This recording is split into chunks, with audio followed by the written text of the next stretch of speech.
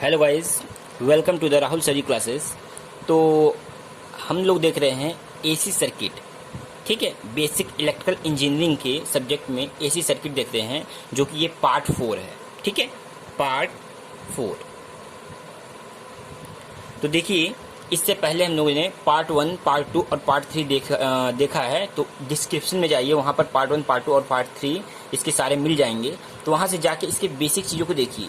ठीक है, फिर इस पार्ट 4 को देखेंगे तो आपको सारी चीज़ें एक चैन की तरह सारी चीज़ समझ में आएंगी। ठीक है, और ज़्यादा से ज़्यादा प्रैक्टिस कीजिए, जिससे आपको एग्जाम में दिक्कत ना हो। तो एग्जाम में आपके ऑब्जेक्टिव क्वेश्चन भी बनने वाले हैं, तो उसी हिसाब से तैयारी कीजिए कि आपको कोई प्रॉब्लम ना हो। ठीक है, तो अब देखिए, हम लोगों ने इससे पहले एसी सर्किट में pure resistive circuit, pure capacitive circuit और प्योर इंडक्टिव सर्किट देख चुके हैं। ठीक है, इसके साथ ही आरएल सीरीज सर्किट भी हमने देखा है। तो आरएल सीरीज सर्किट में हमने पूरा सारी चीज़ें देखी हुई थी, जहाँ पे हमने क्या देखा था कि आरएल सीरीज सर्किट जो था उसमें एक रेजिस्टेंस यूज कर रहे थे और एक इंडक्टर यूज कर रहे थे।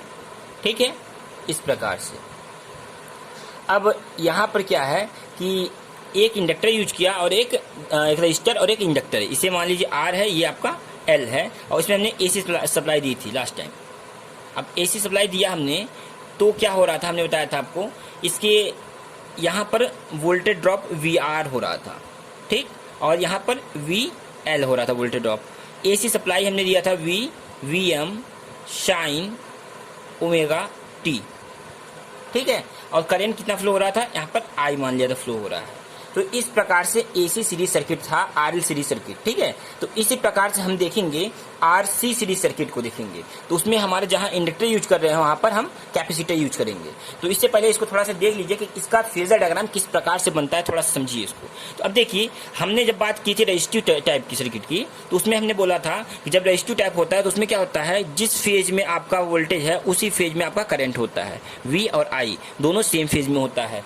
जब हम इंडक्टिव की बात किए थे तो उसमें क्या हो रहा था, जिस फेज में आपका करंट था, ठीक है, उससे और जो वोल्टेज आपका था, इन दोनों के बीच में क्या 90 डिग्री का फेज डिफरेंस था। मान लो कि अगर ये वीएल है, वीएल ड्रॉप दिखा रहा है हमने वोल्टेज ड्रॉप, और ये आपका करंट आई है, तो दोनों के बीच में कितना डिफरेंस है, 90 डिग्री का फेज डिफरेंस है। अगर हम देखें वी के रिस्पेक्ट में, वीएल के रिस्पेक्ट में, तो आई क्या हो रहा है, लैग कर रहा है 90 डिग्री, 90 डिग्री लैग कर रहा है। ठीक है, पश्चिगामी है हम बोल सकते हैं। तो अगर हम इसका फेजर बनाएं तो हमें क्या मिलेगा, देखिए कुछ इस प्रकार से। यहाँ पे हमें वीएल मिलेगा और यहाँ पर वी, जो वोल्टेज वी है, और यहाँ पे क्या है, वी है, वी एल है, वी क्या है, वी आर जो रेजिस्टिव लोड है। ठीक है, अब यहाँ पे क्या है, यहाँ पर आई हो जाएगा। अब देखिए, जो इन दोनों का रिजल्टेंट होगा कुछ यहाँ पर मिलेगा हमें, इस पॉइंट पे मिलेगा, जो कि यहाँ पे ऐसे होगा। ठीक, जो क्या है, ये V है, जो हमें टोटल वोल्टेज मिल रहा है। तो यहाँ पर जो हम लोग यहाँ पे जो वोल्टेज मिलेगा V, इन दोनों का एडिशन होता है, वेक्टर एडिशन। ये आपका रिजल्टेंट यहाँ पर मिल रहा है, और उसके बीच में जो फाई एंगल है वो आपका फेज डिफरेंस है, कि कितना फेज डिफर कर रहा है। जैसे हमारा प्योर इंडक्टिव में 90 डिग्री कर रहा था, वैसे हमें यहाँ पर अकॉर्डिंग टू इंडक्टेंस कितना फेज डिफरेंस होगा वो हम कैलकुलेट कर लेंगे। तो ऐसे करके हमने पावर फैक्टर निकाला था, कैलकुलेट किया था, और रिएक्टिव फैक्टर निकाला था, और सारी चीज़ें इसी बेसिस पे हमने निकाला था। ठीक है, तो हमने वेक्टर एडिशन भी किया था और इंपीडेंस वगैरह निकाला था। इसी तरीके से हमने फेजर डायग्राम बना के निकाला था। तो अब देखिए, इस तरीके आपको समझ में आया होगा किस प्रकार से आरएल सीरीज सर्किट में हुआ था। ठीक है, तो अब ज़्यादा शेयर कर दीजिए अपने फ्रेंड्स सर्किल में, जिससे ये कि हो कि एसी सर्किट का पार्ट छूटे ना किसी को। ठीक है, तो अब हम बात करते हैं आगे आरसी सीरीज सर्किट के बारे में। ठीक है, आइए देखते हैं। तो हम देख रहे हैं क्या, R C series circuit, RC series circuit देखेंगे। ठीक है, तो आरसी सीरीज सर्किट में क्या होगा, देखिए, एक रजिस्टर यूज करेंगे, ले लिया हमने कोई, जिसकी वैल्यू मान लो हमने आर है, और एक कैपेसिटर यूज कर लिया जिसकी वैल्यू हमने मान लिया सी है। इसमें हमने क्या किया, एसी सप्लाई दे दी कुछ इस प्रकार से, और यहाँ पर V इक्वल टू दे दिया V M sine omega t. अब ये देखिए, यहाँ तक आपको क्लियर होगा कि इस प्रकार से कॉमन है ये सारी चीज़ें, और यहाँ पे ये आपका करंट आई फ्लो हो रहा है। अब देखिए, मान लेंगे कि R है तो R पे ड्रॉप होगा कुछ वोल्टेज, इसे मानेंगे वी आर, और ऐसे ही इसमें हम मानेंगे वी सी वोल्टेज ड्रॉप। ठीक है। तो अब देखिए यहाँ पर भी हमें क्या होगा, जब प्योर रेजिस्टिव होगा तो क्या होगा, यहाँ पे फेजर में हम बनाएंगे अगर, तो ये वोल्टेज ड्रॉप जिस फेज में होगा उसी फेज में आपका करंट भी होगा। यहाँ तक क्लियर होगा आपको अगर रेजिस्टिव की बात किया जाए। वहीं हम बात करते हैं कैपेसिटिव टाइप की, तो यहाँ पर कैपेसिटिव के लिए क्या होगा कि ये आपका अगर मान लो करंट हमने यहाँ दिखाया है तो वोल्टेज आपका कुछ यहाँ पे होगा VC, ठीक। और यहाँ के जो बीच में फेज डिफरेंस होगा वो 90 डिग्री का होगा, जहाँ पे आप देख सकते हैं कि वोल्टेज से करंट क्या हो रहा है, 90 डिग्री लीड कर रहा है। कैपेसिटिव केस में हमेशा लीड करता है और इंडक्टिव केस में हमेशा लैग करता है। तो ये चीज आपको समझ में आएगी। अब देखिए यहाँ से 90 डिग्री अगर लैग कर रहा है, ठीक है, और यहाँ हम बोल सकते हैं करंट से वोल्टेज जो है वो क्या कर रहा है, लैग कर रहा है, या हम बोलेंगे वोल्टेज से करंट लीड कर रहा है। ये चीज ध्यान दीजिएगा। अब इससे फेजर जो बनेगा हमें वो क्या मिलेगा, कुछ इस प्रकार से मिलेगा। V यहाँ मान लीजिए I है, जो दोनों में सेम होगा क्योंकि सीरीज में करंट सेम होता है। अब यहाँ पे बन जाएगा आपका VC, तो रिजल्टेंट हमें क्या मिलेगा, यह VR मान लीजिए। तो अब यहाँ रिजल्टेंट हमें मिलेगा कुछ इस प्रकार से, ये VR है, तो यहाँ पर रिजल्टेंट मिल रहा है ये, ठीक है। अब इसे मान लेते हैं V है, जो इसका वेक्टर एडिशन होगा, और यहाँ से हमारा फेज डिफरेंस निकल जाएगा फाई, ठीक है, यहाँ तक। तो इस प्रकार से हम फेजर बनाएंगे इसका, ठीक है। अब देखिए यहाँ 5 डिग्री लैग करेगा, मतलब लीड करेगा, ठीक है। अब यहाँ देखिए यहाँ में क्या करना है, पहले हमें कैलकुलेट करना है इसका रिएक्टेंस। हमें पता होना चाहिए कि रिएक्टेंस कैसे कैलकुलेट करते हैं, ये हमें पहले पता होना चाहिए। तो लास्ट टाइम हमने बताया था जैसे आपको कि XL इज इक्वल टू, हमने बताया था क्या, ओमेगा L। ये क्या था, ओम में था, ओमिक वैल्यू भी बोलते हैं, ठीक है। इंडक्टिव रिएक्टेंस की ओमिक वैल्यू भी है, ठीक है।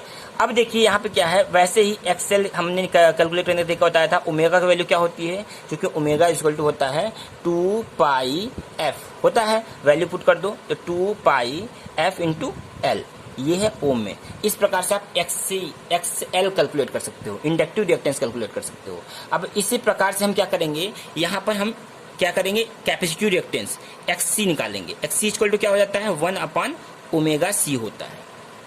ध्यान रखिएगा 1/ωc होता है।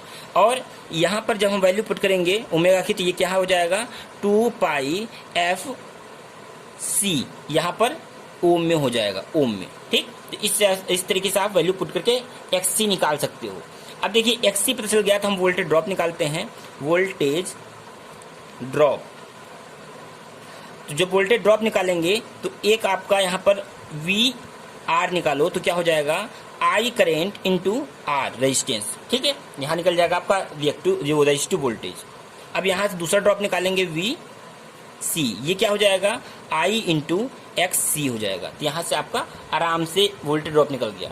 अब दोनों वोल्टेज ड्रॉप हमें पता है तो हम यहाँ पे वेक्टर एडिशन करते हैं, तो क्या हो जाएगा, V इज इक्वल टू हो जाएगा √ VR का स्क्वायर प्लस VC का स्क्वायर, ठीक है।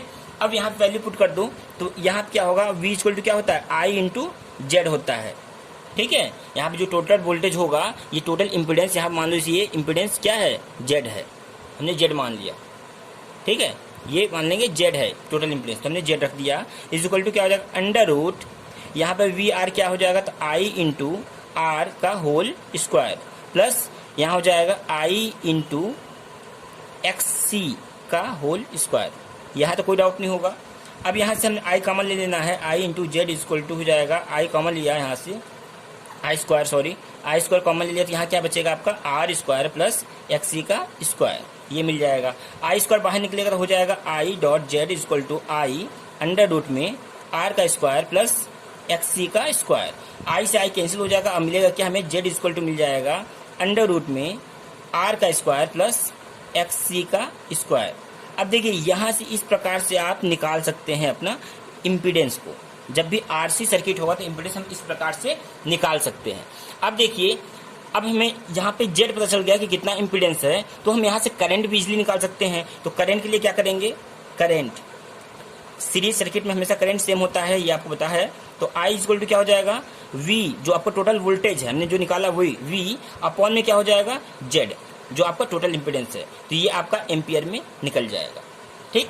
यहाँ तक कोई दिक्कत नहीं है। अब देखिए आगे, जब हमें करंट पता चल गया, वोल्टेज पता चल गया, इंपीडेंस पता चल गया, इतनी चीज हमने निकाल लिया, तो हम आते हैं फेज कैसे निकाला जाएगा। जो भाई फेज डिफरेंस है वो कैसे निकलेगा, तो इसको निकालने के लिए हम फाई, तो इसके लिए हम यूज कर सकते हैं क्या, यहां से देखिए, जब हम फेज निकालेंगे, फेज एंगल, तो हम इसके लिए यूज कर सकते हैं क्या, टेन थीटा जो एंगल आपका है वो निकाल लेंगे। टेन थीटा इक्वल टू क्या हो जाएगा,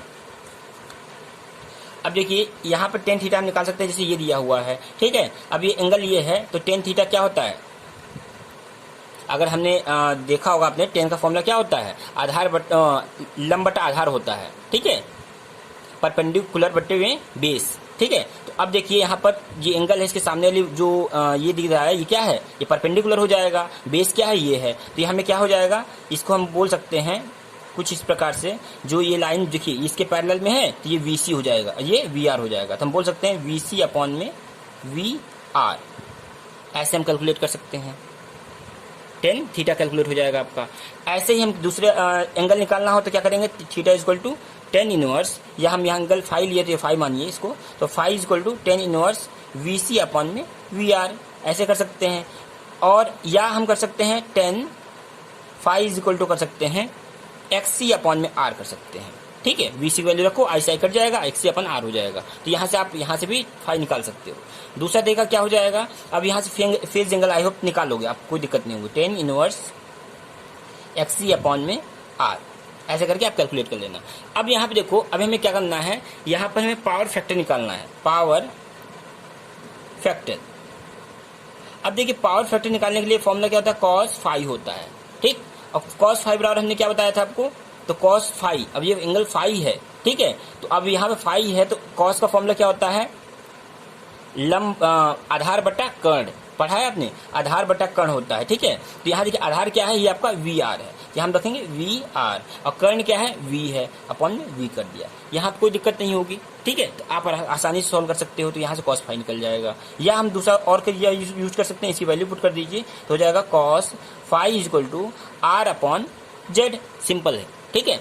वैल्यू पुट किया, आई से आई कट जाएगा, आपको R अपॉन Z मिल जाएगा, तो यहाँ से आपका पावर फैक्टर आराम से निकल जाएगा, ठीक है। अब यहाँ पावर फैक्टर निकल गया, तो एक और वैल्यू बचती है, उसे हम बोलते हैं क्या, रिएक्टिव फैक्टर। ये देखिए ये क्या होता है, साइन फाई होगा, साइन फाई क्या होगा, तो साइन फाई निकालो भाई, लंब बटा आधार निकालो, लंब क्या है VC है, आधार क्या है, आधार बटा कर्ण होता है, सॉरी लंब बटा कर्ण होता है, लंब क्या है VC है, और कर्ण क्या है V है, तो यहाँ हो जाएगा आपका VC अपॉन में V हो जाएगा, आपका आराम से कैलकुलेट हो जाएगा। अब यही देखिए, इसी को हम कर सकते हैं और लिख सकते हैं साइन फाई इक्वल टू कर सकते हैं XC अपॉन में Z, तो इस प्रकार से आप सारे ये फैक्टर निकाल लोगे। अब हम लोग देखेंगे किस प्रकार से पावर कैलकुलेट करेंगे। तो डिफरेंट टाइप के, 3 टाइप के पावर आपको बताए गए थे। एक पावर बताया गया था एक्टिव पावर, जिसे हम लोग सक्रिय शक्ति बोलते हैं। दूसरा बताया था हमने रिएक्टिव पावर, जिसे हम प्रतिघाती शक्ति बोलते हैं। और तीसरा बताया था हमने एपरेंट पावर, जिसे हम आभासी शक्ति बोलते हैं। ठीक है, तो इन तीनों पावर को कैसे कैलकुलेट करते हैं आइए देखते हैं। तो हम लोग पहले बात करेंगे एक्टिव पावर की। एक्टिव पावर, अब देखिए एक्टिव पावर की बात करेंगे तो इसे मान लीजिए P है, तो P इज इक्वल टू हमने क्या लास्ट टाइम बताया था, वैसे ही सेम प्रोसेस होगा, V इंटू आई इंटू इसमें हम क्या करेंगे power cos phi power factor जो को मल्टीप्लाई कर देंगे। तो ये आपकी एक वास्तविक शक्ति जो होती है, सक्रिय शक्ति होती है, वो कैलकुलेट हो जाएगी यहाँ से वैल्यू पुट करके। इसे इनकी यूनिट क्या होती है, वाट होती है, ध्यान रखिएगा। जिसमें V क्या होता है, आपकी RMS वैल्यू होती है, RMS वैल्यू, ठीक है, रूट मीन स्क्वायर। और आई भी रूट मीन स्क्वायर, मतलब आरएमएस वैल्यू, दोनों आरएमएस वैल्यू हमें पुट करनी होती है और cos फाई से मल्टीप्लाई करना होता है। तो यहाँ से हमारा क्या एक्टिव पावर निकल जाएगा। अब रिएक्टिव पावर की बात करेंगे हम लोग, तो ये क्या हो जाएगा, इसको मान लो पी आर मान लो, या आर ही मान सकते हैं। ये हो जाएगा V into I into sine phi. यहाँ हमने क्या करना है, आरएमएस वैल्यू से मल्टीप्लाई करने के बाद जो आपकी वैल्यू है साइन फाई, मतलब रिएक्टिव फैक्टर से मल्टीप्लाई करना, तो यहाँ पे आपको रिएक्टिव पावर पता चल जाएगी। अब आता है एपरेंट पावर। एपरेंट पावर में हमें एपरेंट पावर निकालने के लिए हम क्या करेंगे, यहाँ पर S इक्वल टू कर सकते हैं, यहाँ पर V इंटू आई, दोनों RMS वैल्यू मल्टीप्लाई कर दो तो यहाँ पर निकल जाएगा। यहाँ रिएक्टिव पावर जो होता है उसकी यूनिट क्या होती है, तो ये होती है VAR, ध्यान रखिएगा, वोल्ट एम्पियर रिएक्टिव पावर, ठीक है। तो यहाँ पर VAR होता है और यहाँ पे इसका क्या होता है, जिसका होता है VA होता है, वोल्ट एम्पियर हम बोल सकते हैं, ध्यान रखिएगा, यहाँ पे डाउट ना हो। या KVA भी बोलते हैं, अगर किलो वोल्ट एम्पियर भी बोलते हैं और वोल्ट एम्पियर बोलते हैं, जो यूनिट लीजिएगा सेम लीजिएगा, किलो में ले रहे हैं तो किलो में लीजिएगा। तो यहाँ तक आई होप कि कोई भी डाउट नहीं होगा पावर निकालने के लिए। अब देखिए, अगर मान लो कि आपको पास दिया हुआ है कि एक्टिव पावर पता है, रिएक्टिव पावर पता है, एपरेंट पावर निकालना है, तो आप यहाँ फॉर्मूला यूज कर सकते हैं, S equal to under root में P square plus PR square, या R स्क्वायर मान सकते हो, PR ही ले लो, ठीक है, PR का स्क्वायर। तो इस तरीके से इसका वेक्टर एडिशन करके आप निकाल सकते हो, ठीक है। तो यहाँ पे भी एक फॉर्मूला आपका बनता है, तो यहाँ से आपको इजी हो जाएगा सॉल्व करने में। अगर आपको पावर दिया हुआ है और पावर फैक्टर निकालना है तो यहाँ पे आप पावर फैक्टर भी निकाल सकते हो। कैसे, आप क्या करो, अगर हम cos फाई इक्वल टू कर सकते हैं, यहाँ पर देखिए ऐसे कर लेते हैं, मान लो एक्टिव पावर ले लिया हमने, P इक्वल टू ले लिया V इंटू आई cos फाई है, तो यहाँ cos फाई में निकालना है, क्या करेंगे, cos फाई इक्वल टू क्या हो जाएगा, P अपन V इंटू आई हो जाएगा, जहाँ P क्या है आपका एक्टिव पावर है, एक्टिव पावर, ठीक, और वी आई क्या है, वी आई आपका S है, S क्या था, एपरेंट पावर, ठीक है, एपरेंट पावर। तो हमने क्या करना है, एपरेंट पावर लिखना है, एपरेंट पावर, ध्यान दीजिएगा। तो इस प्रकार से हम क्या कर सकते हैं, cos फाई निकाल सकते हैं P अपॉन S करके, ठीक है, एक्टिव पावर अपन में एपरेंट पावर करके। तो यहां से सारे पावर आप निकाल लेंगे। अब देखिए हमने लॉस कैसे निकालना है, तो लॉस वही फॉर्मूला यूज करना है, P loss equal to I square into R, क्योंकि जो पावर का लॉस होता है वो सिर्फ रजिस्टिव लोड पे ही होता है, ठीक है, और कैपेसिटिव लोड पे या इंडक्टिव रिएक्टिव लोड, कोई भी रिएक्टेंस है, जैसे मान लो कि कैपेसिटिव रिएक्टेंस हो या आपका इंडक्टिव रिएक्टेंस हो, इनके द्वारा आपका पावर का लॉस नहीं होता है, ठीक है। ये जो आपका एवरेज पावर आपने निकाला भी था, प्रूफ भी किया गया था, वहाँ 0 आ रहा था पावर लॉस, ठीक है। तो यहाँ पे क्या है आपका कि यहाँ पे जो भी लॉस होता है पावर का वो रजिस्टिव लोड पे ही होता है, रेजिस्टेंस द्वारा। तो यहाँ पे आपको डाउट नहीं होगा पावर लॉस कैलकुलेट करने में, ठीक है। तो इतनी चीजें आप ध्यान दीजिए और इसके बेस पे आप न्यूमेरिकल कीजिए। जब प्रैक्टिस करेंगे 2-3 न्यूमेरिकल अच्छे से करेंगे अगर, तो आपको ये सारी चीजें याद हो जाएंगी, जिससे आपके अगर ऑब्जेक्टिव में क्वेश्चन बनते हैं तो बहुत ज्यादा ब्रॉड नहीं बनेंगे, लेकिन कॉन्सेप्चुअल होंगे, आपको एक बार सोचना पड़ेगा, ठीक है। तो आइए देखते हैं अब नेक्स्ट टॉपिक क्या है, RLC सर्किट, सॉरी RLC नहीं, LC सर्किट देखते हैं, ठीक है ना, LC सीरीज सर्किट। देखिए LC सीरीज सर्किट में क्या होगा, LC सीरीज सर्किट, ठीक है, LC सीरीज सर्किट है। तो इसमें भी क्या होगा, एक हमने लेना है क्या, एक इंडक्टर लेना है और एक कैपेसिटर लेना है, और इसमें हमें सप्लाई देना है AC। देखिए इसको हम टैंक सर्किट भी बोलते हैं, ध्यान रखिएगा, ठीक है। मे भी आपके क्वेश्चन बन सकते हैं, इसलिए इसी हर एक छोटी छोटी पॉइंट को ध्यान देते चलिए, ठीक है। अब देखिए यह आपका क्या है, L है, ये C है, और यह V इक्वल टू हमने दिया है VM साइन ओमेगा T, ये चीज़ हो गई।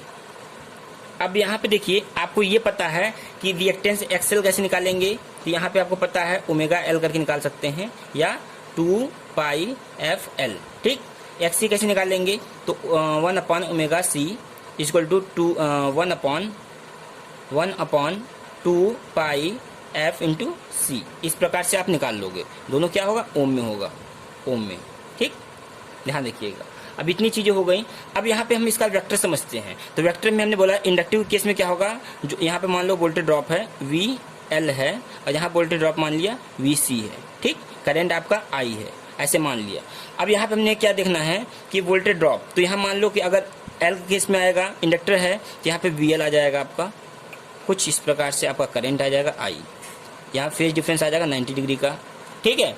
इसके बाद से आपका आएगा, देखिए कैपेसिटिव सर्किट में हमने क्या बताया था आपको कि यहाँ पर जब आपका करंट होगा, मान लीजिए यहाँ पे करंट है I, तो यहाँ पर जब भी कैपेसिटिव सर्किट बात करेंगे तो वहाँ पे वो वोल्टेज आपका VC होगा, वो क्या करेगा, VC 90 डिग्री लीड करेगा, करंट से वोल्टेज क्या करेगा, यहाँ पर लैग कर रहा है, या वोल्टेज हम करंट बोलेंगे हमेशा, तो क्या करेगा, आपका लैग करेगा, ठीक है, 90 डिग्री का डिफरेंस होगा। मतलब यहाँ वोल्टेज के रिस्पेक्ट में अगर हम करंट देख रहे हैं तो यहाँ पे क्या हो रहा है आपका, यहाँ पर लीडिंग का केस आएगा, 90 डिग्री लीड कर रहा है, या हम बोलेंगे करंट से वोल्टेज क्या हो रहा है, लैग कर रहा है 90 डिग्री। तो यहाँ पे आपको अब इसका हम क्या करेंगे, इनके कॉम्बिनेशन से जो सर्किट बन रहा है तो वो फेजर बनाते हैं। तो आइए देखिए, यहाँ पे हमने खींचा हुआ है, मान लो ये आपका रेजिस्टिव टाइप में है, जहाँ पे आपका करंट कुछ यहाँ पे मान लो, ठीक है। अब यहाँ पे हमने क्या दिया, VL दिया, ठीक। अब यहाँ पे देखिए नीचे ये क्या है, VC है, VC, ठीक। दोनों में क्या होगा, यहाँ 90 डिग्री यहाँ पे आ रहा है और यहाँ पर 90 डिग्री ये भी आ रहा है। ये लीडिंग लैगिंग केस दोनों दिया हुआ है। अब यहाँ पे दो केस बनते हैं। पहली चीज़ ये कि आपकी वैल्यू किसकी अधिक है, VL की वैल्यू अधिक है या VC की। तो अगर हम मान लेते हैं कि VL आपका ग्रेटर देन है VC से, तब क्या होगा, तब आपका क्या होगा, यहाँ पे उसका डिफरेंस हम लेंगे, VL में से हम VC घटाएंगे, ठीक है। और जो वैल्यू आती है उसी नेचर का आपका इसका रिजल्टेंट मिलेगा, ठीक है। मान लो VL अगर अधिक है VC कम है तो क्या होगा, ये लैगिंग का केस आएगा। तो जो वैल्यू होगी वो क्या उतना डिग्री लैग करेगा। ये आपका क्या है, VL है, हमने क्या देखा VL यहाँ पर, ठीक। तो इस तरीके से हम यहाँ पर समझेंगे फेजर डायग्राम को कि किस प्रकार से इसका फेजर बनता है, ठीक है।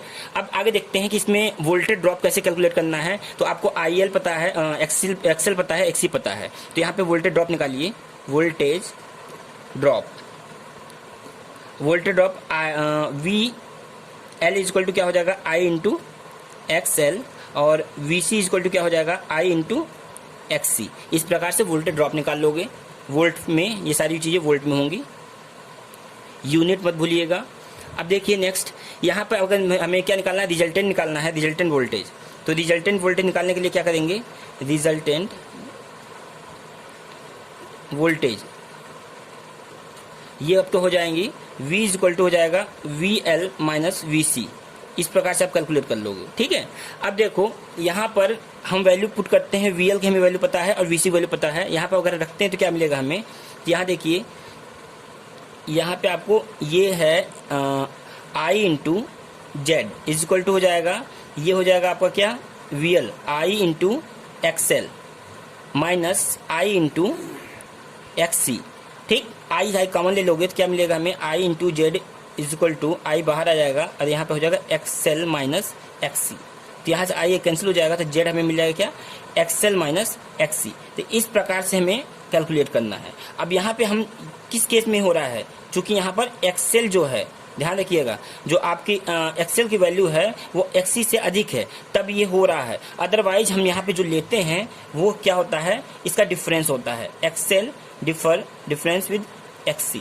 अब इसका जो वैल्यू बड़ी होगी, XC वैल्यू बड़ी हो तो XC में से हम XL घटाएंगे, अगर XL की वैल्यू बड़ी होगी तो हम XL में से XC घटाएंगे। इस प्रकार से यहाँ पे कैलकुलेट करेंगे। तो यहाँ पे आपको इम्पीडेंस कैसे निकालना है समझ में आया होगा, ठीक है, ओम में।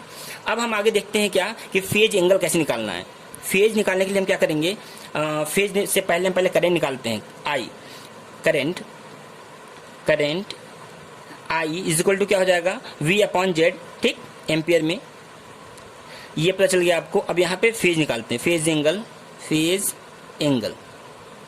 अब ये कितना हो जाएगा, तो फेज एंगल देखिए 10 फाइव इक्वल टू क्या होगा, तो यहाँ पे आपका जो फेजर बना है इसके अकॉर्डिंग हम निकालेंगे। तो 10 फाइव इक्वल टू क्या होगा, तो यहाँ पे हमने निकालना क्या है, VL माइनस VC, जो भी वोल्टेज डिफरेंस है रिएक्टिव वो अपॉन में जो टोटल वोल्टेज मिल रहा है वो। तो यहाँ पे जो डिफरेंस होगा वोल्टेज V वो क्या होगा, हमेशा 0 होगा, 0। तो यहाँ पे आपका फेज एंगल जो मिलेगा वो हमें 0 मिलेगा।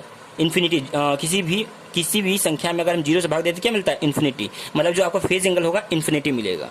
ध्यान दीजिएगा, अगर यहाँ पर दोनों वैल्यू सेम है तो ये क्या होगा, आप VL में से घटाओगे इतना तो यहाँ पे क्या होगा, हमेशा वोल्टेज आपको मिलेगा नहीं, रिजल्टेंट वोल्टेज 0 होगा, तो यहाँ पर इन्फिनिटी आ जाएगा। अब आगे देखते हैं हम लोग, अगर यहाँ पे ये मिल रहा है तो फाई एंगल कितना मिलेगा, phi equal to 10 inverse infinity.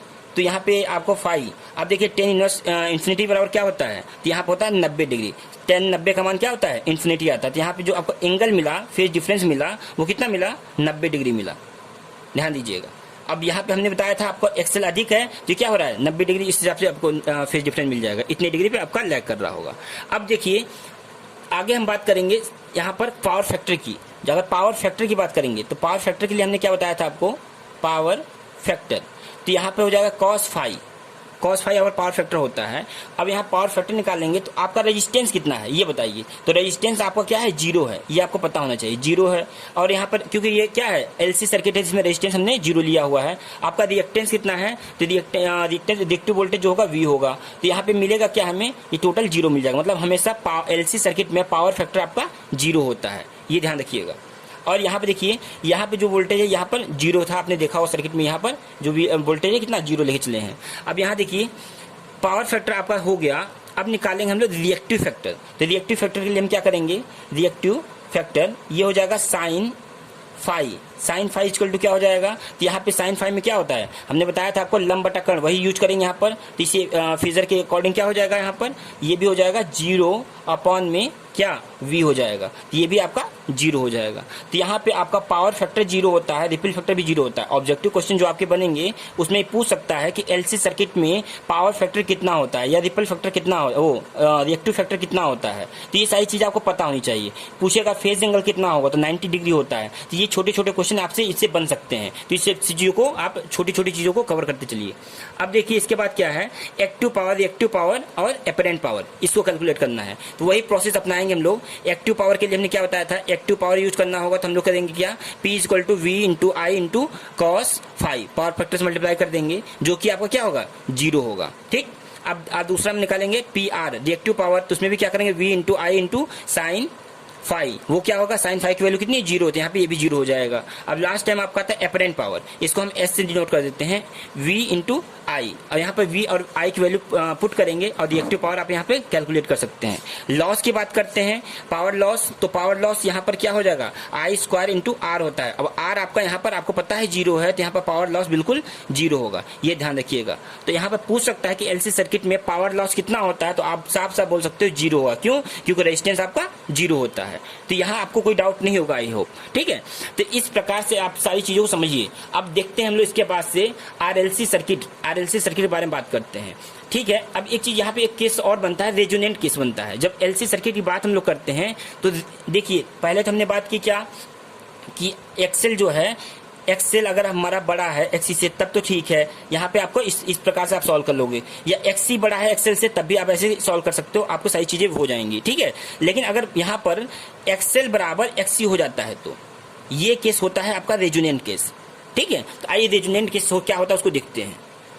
तो हम लोग बात करते हैं रेजोनेंस की, बात कर रहे थे, अनुनाद की बात कर रहे थे। रेजोनेंट कंडीशन कब आती है, देखिए, तो जब हम रेजोनेंस की बात करेंगे तो वहां पे क्या होगा आपका, जो हम जेड निकाल रहे थे, जेड क्या हमारा था, एक्सएल माइनस एक्सी था। ठीक है, जिसमें हमने बताया था कि इसका डिफरेंस होता है। अगर मान लीजिए यहाँ पे जो आपको डिफरेंस मिल रहा है वो क्या मिल रहा है, एक्स मिलेगा, कुछ ना कुछ इसका डिफरेंस अगर मिल रहा है तब तो ठीक है। अगर आपका इसका डिफरेंस अगर जेड, चूंकि अगर जेड इक्वल टू 0 मिले, हमें इंपीडेंस अगर 0 मिला, मतलब क्या होगा, एक्सएल और एक्सी दोनों बराबर हो जाएगा। ठीक है, तो उस केस में क्या होगा, अगर हम जेड रखते हैं, जेड 0 रखते हैं, तब क्या हो जाएगा, एक्सएल माइनस एक्सी बराबर हो जाएगा आपका 0। ठीक है, ये आपकी कंडीशन कहलाती है रेजोनेंट कंडीशन। ठीक है, कंडीशन ऑफ इलेक्ट्रिक रेजोनेंस, ये कंडीशन आपकी कहलाती है यहाँ पर। अब देखिए, अगर ऐसा होता है तो हमें एक्सएल बराबर क्या हो जाएगा, एक्सी हो जाएगा। तो यहाँ से अगर हम एक्सएल और एक्सी की वैल्यू पुट करते हैं तो क्या होगा, तो यहाँ एक्सएल बराबर क्या होता है, ये होता है एक्सएल बराबर होता है ओमेगा एल, और यहाँ पे क्या होता है, ये होता है 1 अपन ओमेगा सी होता है। तो ओमेगा सी होता है, तो यहाँ पे हम क्या करेंगे, एल को इधर ला सकते हैं, ओमेगा इधर ला सकते हैं, तो ओमेगा का स्क्वायर हो जाएगा, और यहाँ मिलेगा हमें क्या, 1 अपॉन एल सी। तो यहाँ पे हम क्या करेंगे, यहाँ से ओमेगा कैलकुलेट कर सकते हैं, तो ओमेगा इक्वल टू हो जाएगा अंडर रूट में 1 अपॉन एल सी। ठीक है, तो यहाँ से भी आप क्या कर सकते हो, एंगुलर वेलोसिटी निकाल सकते हो। ठीक है, अंडर रूट में एल सी। अब देखिए, आपको पता है कि ओमेगा की वैल्यू क्या होती है, 2 पाई एफ होती है। तो यहाँ पे पुट कर दे अगर हम, तो यहाँ से एक देखिए, एक फॉर्मूला तो ये हो जाएगा। अगर आपसे पूछता है एंगुलर वेलोसिटी निकालिए, ये चीज दिया हुआ तो आप निकाल लोगे। ठीक है, ओमेगा निकाल लोगे, फ्रिक्वेंसी हम बोल सकते हैं। ठीक है ना, एंगुलर फ्रिक्वेंसी ये बोल सकते हैं इसको। अब देखिए, अगर v पता है, ओमेगा पता चल गया, तो आपको यहाँ फ्रिक्वेंसी पता चल जाएगी। तो फ्रिक्वेंसी निकालने क्या करेंगे, 2 पाई एफ यहाँ रख दिया, इक्वल टू क्या होगा, 1 अपॉन अंडर रूट एल सी हो जाएगी। तो f इक्वल टू क्या हो जाएगा, यहाँ पे क्या मिलेगा, 1 अपॉन 2 पाई अंडर रूट में RLC। तो यहाँ पूछ सकता है, जैसे आपका क्वेश्चन बनेगा उसी के अकॉर्डिंग आपको सॉल्व करना पड़ेगा। यहाँ से भी ये आपका इंपॉर्टेंट फॉर्मूला बनता है, यहाँ भी बनता है। तो यहाँ से भी कई क्वेश्चन बन सकते हैं। पूछ सकता है कि अनुनाद की कंडीशन कौन सी होती है, तो आपको पता होगा XL बराबर XC, ये केस बन जाता है। ठीक है, जब आपके दोनों बराबर होते हैं या इम्पीडेंस 0 होता है LC केस में, तो आपको क्या होता है, उस समय अनुनाद की कंडीशन आती है। अनुनाद की कंडीशन में फ्रिक्वेंसी कितनी होती है, एंगुलर फ्रिक्वेंसी आपकी ये हो जाती है, ऐसे निकाल सकते हैं L और C की वैल्यू दी हुई तो। अदरवाइज आपको फ्रिक्वेंसी जो होती है यहाँ से ऐसे निकाल सकते हैं। तो इतनी चीजें आपको समझ में आनी चाहिए, इतनी चीज देखिए। अब हम बात करेंगे RLC सर्किट के बारे में, तो आइए देखते हैं। चलिए देखिए, RLC सर्किट की बात करेंगे तो वो काफ़ी लंबा चला जाएगा, क्योंकि उसमें काफ़ी टाइम लगेगा और वीडियो काफ़ी लंबा हो चुका है। तो हम लोग तब तक के लिए यहाँ पे वीडियो को ख़त्म करते हैं और RLC सर्किट हम लोग देखते हैं नेक्स्ट वीडियो में। तब तक के लिए स्टडी आप लोग तैयारी कीजिए और इस पे बेस पे न्यूमेरिकल कीजिए, ज़्यादा से ज़्यादा न्यूमेरिकल कीजिए, प्रैक्टिस कीजिए और कितने ऑब्जेक्टिव क्वेश्चन बन सकते हैं उन सभी को देखते रहिए। ठीक है, तब तक के लिए थैंक यू।